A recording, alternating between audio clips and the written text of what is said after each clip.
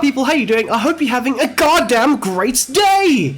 Welcome back to the channel. Today we're going to be talking about how you can start off a realistic Luton Town career mode. Now, before you jump down my throat and say, well, where the hell are the tactics? They're coming out tomorrow. I'm working on them. Don't you worry. But we're going to start off with how you can replicate a realistic Luton Town career mode. Of course, we talk about some transfer targets, some players you should look to maybe get out the door, where you should look to try and set out your youth academy.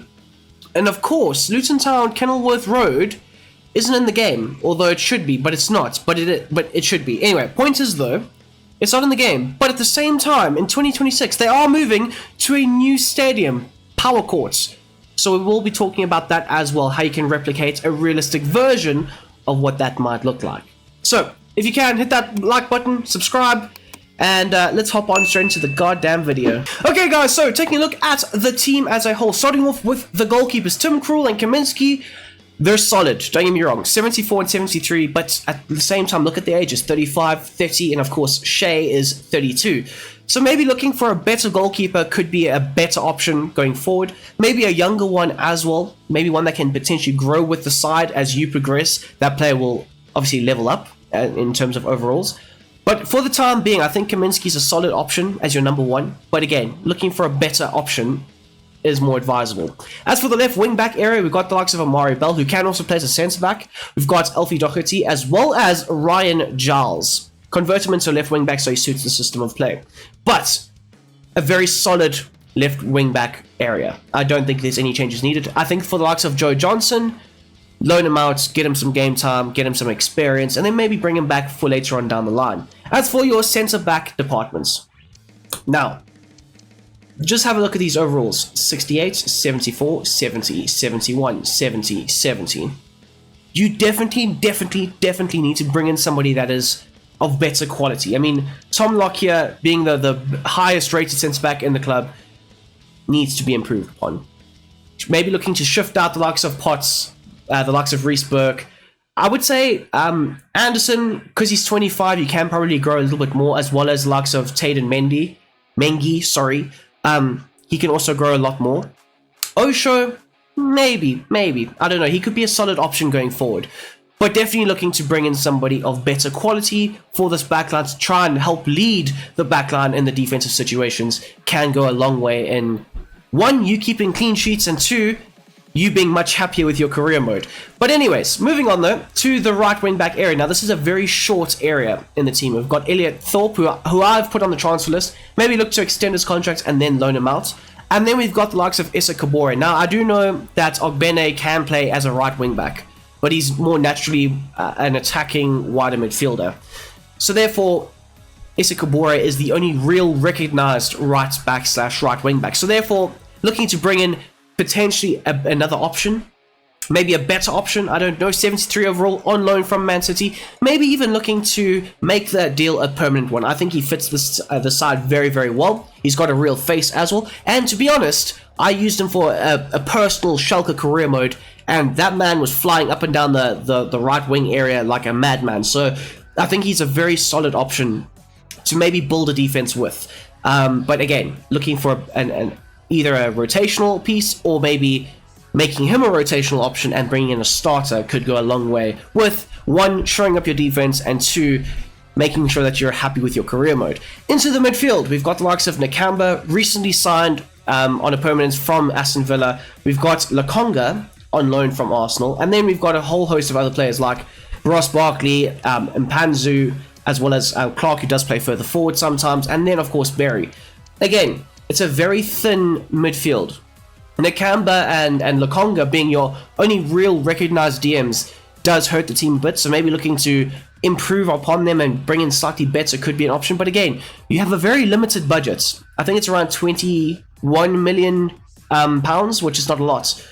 And then of course you've got the midfield maestro, Ross Barkley, and then there's not much going in and around him. So definitely looking to bring in at least one central player into that central area of the park could go a long way in extending and helping this team grow as a whole.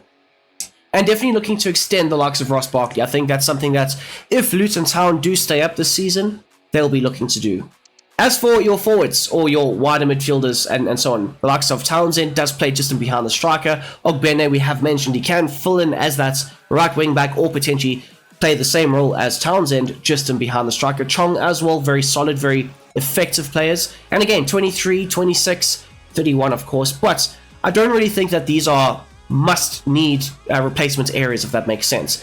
But in terms of your strikers, we've got Woodrow, who I would look to probably shift on and out of the club. He is 28 years old, 69 overall, not going to get much better than that. So maybe looking to recoup some money for him, or from him, and then reinvest it back into the team. That could go a long way. Of course, Colton Morris as well as Adebayo are very important key figures to the future of the side going forward. So therefore, looking to extend them and maybe grow them as much as you can, that can help you in the future. And then finally, we've got the likes of Jacob Brown, who can be a very solid option off the bench. He is 25, 69 overall, can also fit in those wider areas of the field as well. So, a good rotational piece nonetheless. So, taking a look at some transfer targets that have been linked with a move to the likes of Luton Town, and some transfer targets that I think could be realistic moves for Luton in the future. So, starting off with Jaffet Tanganga, obviously on loan currently in the first season. I think he's on loan at Augsburg, and then he's been loaned out to somewhere else. But nonetheless, you can bring him in. He can play as a centre back or a right back in certain moments. Maybe a right wing back. Maybe he could be the natural replacement for Kabore. Who knows? He does have some good badges, slide tackler, and of course bruiser. That leads me to believe he could be a solid centre back. Just my opinion personally. Another right back option could be this Watford player right here, Ngakia. I think that's how you pronounce his name. He's got a high attacking work rate, can potentially play as a wing back, very good bombing up and down the right flank. Again, could be a solid option to rotate with the likes of Issa Kabore. Another centre back option could be Vanya. Now, he has been linked with a move to Luton in real life. He was linked with a move in January, but it didn't materialize. He does have the long throw badge, which is quite cool. But nonetheless, another player that could potentially make that move as well is Tuanzebe. Now, this is not a realistic move. He hasn't had any real links, but I think he could more or less fit the mold of what Luton are trying to build with and build for. A stronger, brighter future. He's 25. He's got, I think he's like a 70... No, I think he's got like a 77, 78 overall potential. And of course, with dynamic potential, that can obviously increase. Another Man United player, of course, Luton Town and United have got a decent relationship. Of course, selling them Chong and Mengi. Why not sell them Brandon Williams at the same time? It's been proven that he is surplus to requirements. Ten Hag doesn't rate him that much. The fact that he loaned him out to the likes of Ipswich does say a lot. So therefore, if Luton are interested in a player like Brandon Williams, who does have a fair amount of quality to his game, I think they'll be able to get him. And he can also be a right back, a left wing back, or maybe even a right wing back. He can fill in all those different roles. Onto the midfield, we've got Zambrano, I think that's how you pronounce his name. Young, 19-year-old Ecuadorian, linked with a move to Bournemouth as well as to Luton. Nothing actually materialized in the January window, but I think that in the summer, they will look to try and readdress it and maybe try and make a move for the young Ecuadorian player. As for the likes of Gruev, now recently moving to the likes of Leeds United. Of course, Leeds are currently in the Championship, and that is one area that Luton like to shop in. They like to shop in the Championship. A lot of their signings coming into this season were made from the Championship, and of course, they made 2 or 3 signings from the Premier League, but those signings were loan deals. They don't have the biggest budgets in the world, but at the same time, they spend it very effectively. So, first season, he's not really available because, like I say, he's recently just joined the likes of Leeds United. But for season number 2, maybe as a natural replacement for Sambi Albert Lakonga, maybe you can look to bring him in. And of course, he does have a massive potential as well. I think it's like 81, 82 overall potential, which is very, very good, in my opinion. Another player, he's out on loan first season at Hull City, but could come into the side and make a massive impact. He does have that long ball approach, which, when you do watch the tactics tomorrow, you will see the long ball pass is essential to this team's playing style and how they like to play it. But he does have the long ball approach. He can fit into the side very well. He is also young, massive potential. I think it's 81, 82 overall as well. Can fit in very effectively next to a Ross Barkley or maybe somebody else that you would look to try and bring in. But again, a solid player, young player. He is English as well. Does tick a lot of the boxes. Now, this man is a man that they actually did sign. Hashioka can play as a right midfielder or potentially a right wing back. So therefore, sign him up. He is realistic. I think it depends on when you're watching this video, but If the likes of FC24 does update and they allow you to update the squads, he will obviously be in the squad. But until then, if you haven't and you want to start a Luton Town career mode, sign him up. He is a realistic signing and therefore makes a lot of sense. Of course, like I've said earlier, they are quite short in the right wing back departments. Onto the likes of Sarmiento. Now, also Ecuadorian, young, 21, can play as a central attacking midfielder or maybe a left or a right midfielder. Can definitely slot in just in behind the striker and play off of the shoulder of him. He does have a really good playstyle, technical dribbler, which is fantastic if you ask me, and I think he would be a fantastic signing to make for season number 2. He does have a real face, which goes a long way in making that realistic environment that you're trying to create with your career modes. But again, massive potential. Can maybe bring him in for a low fee, and maybe in a season or two you look to try and sell him on for a much bigger fee, recoup some of that money, and then look to try and reinvest it back into the side. So moving on to a player that I think is quite realistic to sign. He is out on loan in the first season. I think he's at Middlesbrough, but he can play as a DM, a central midfielder, or maybe even a left midfielder. He is left-footed. He does have some good play styles that makes me and leads me to believe that he could slot right into that central area of the park, maybe as a natural replacement for Ross Barkley. But he does have star tackler as well as technical dribbler. Of course, Lewis O'Brien, a fantastic signing to potentially try and make. And now, this one does tickle my fancy, because he can play as a left midfielder or potentially on either flank as that fullback running on, bombing on, attacking player. He does have quick step flair player as well as technical dribbler, and this also could be a really good permanent signing to make that would naturally replace the likes of Kabore in the starting lineup, especially if Kabore does go back to Man City, because I do know that Man City will demand a lot of money and you don't have a lot of money. But this player right here, for season number 2 specifically, could be a very, very, very good signing to make.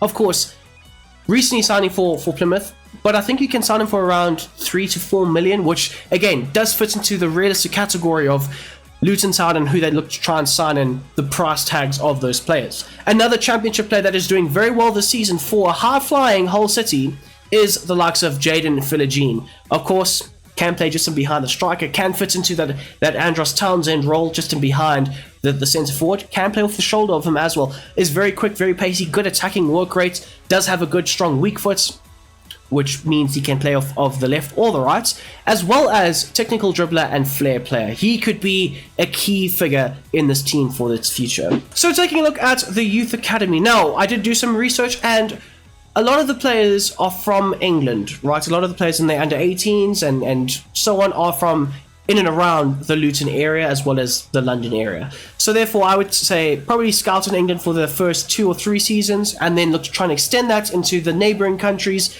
maybe Scotland, maybe Denmark and so on. And then obviously, the better your team gets, the more well-known it gets, the bigger it gets, the further out you can start, implementing your scouting networks. Okay, so on to one of the last segments of this video. The budget. You don't have a lot of money. You have less than the 21 million that I said earlier. You have 20.5 mil to spend. So you need to make sure that you're being very smart with it, very wise with it. You're not signing one player that's going to cost your whole budget and then you're screwed for the whole season. You need to divide your budget up. You need to make sure that the players you're signing, the players that are coming in the door and leaving, are for the best possible amounts of money. The players coming in for the lowest possible fee. The players leaving for the highest possible fee. You need to make sure that you are capitalizing and making sure that you are maximizing the most, because you do not have a massive budget and the squad as a whole can definitely be improved upon and it's not the best rated team. So therefore, everything that you need to do needs to be scrutinized to the max, making sure that the players that you bring in fit the team, fit the style of play, as well as the players that leave are not good players that would have contributed to your team's success. That's what I'm going to say. So you have a low budget, make sure you use it to the most efficient way possible. Okay, so in terms of the stadium, of course, you start off with being able to choose your stadium, and I think Kenilworth Road, they have around a 10,000 seater stadium, or 11,000 or so.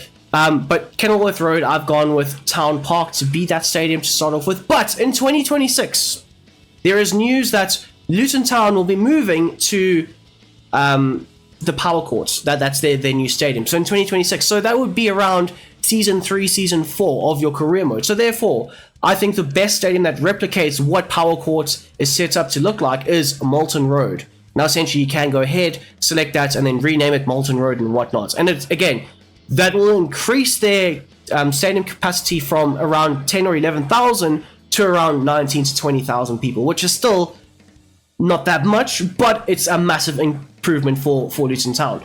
So therefore, you can go ahead and do that. Now, I will also say this. For Kenilworth Road, they have blue seats, so therefore for the stands, and this is always just little elements to try and make it slightly more realistic and believable that this is a real stadium. But the seat color is a massive thing, and it's set to blue. And then as for the stadium color as a whole, I've just left it on default, which gives it that nice black trim, you know, the skirting boards and whatnot.